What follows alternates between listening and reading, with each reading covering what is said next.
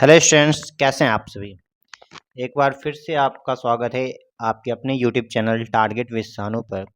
देखो, आज एक नए चैप्टर के साथ आए हैं। फिर से एक नए चैप्टर का मॉक टेस्ट लेकर आए हैं जिसका नाम है प्राकृतिक संसाधन। ये भी ज्योग्राफी चैप्टर से लिया गया है, तो इसका इम्पोर्टेंट क्वेश्चन आज करने वाले हैं। तो यहाँ पे क्या लिखा हुआ है, सबसे फर्स्ट क्वेश्चन कि नवीकरणीय प्राकृतिक संसाधनों में शामिल हैं।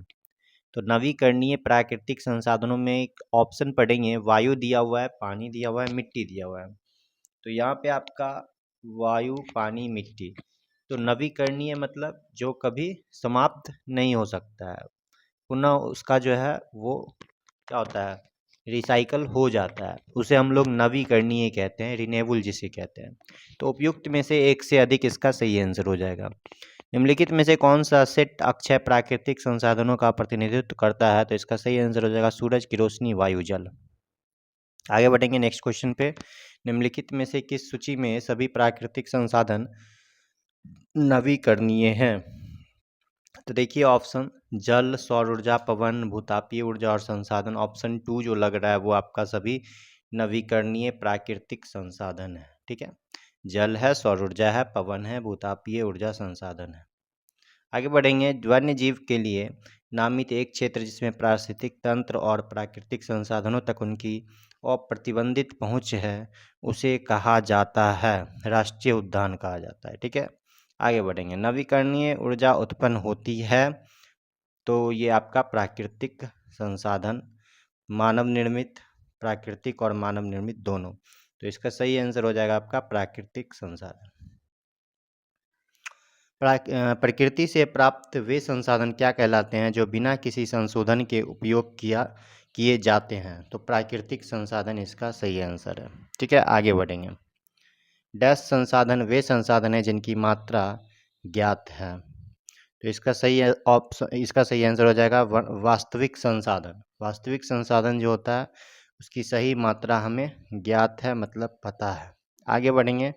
निम्नलिखित में से संसाधनों से संबंधित कौन सा कथन गलत है? देखो, पहला है वायु, जल, मृदा और खनिज प्राकृतिक संसाधन है। ये जो कथन है वो सही है आपका। समय के साथ संसाधन आर्थिक रूप से मूल्यवान हो सकते हैं, ये भी सही है। आगे बढ़ेंगे। लोग स्वयं संसाधन नहीं है। क्या लिखा हुआ है सेकंड नंबर, एक बार, हाँ चलो सेकंड से दो। तीसरा है लोग स्वयं संसाधन नहीं है।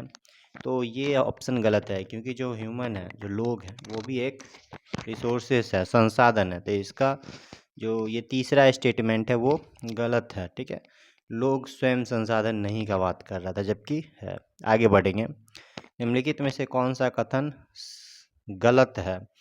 तो पढ़ेंगे। हमें यह स्वीकार करने की आवश्यकता है कि लोग अपने सर्वोत्तम हितों को प्राथमिकता देते हुए कार्य करेंगे। सही बात है।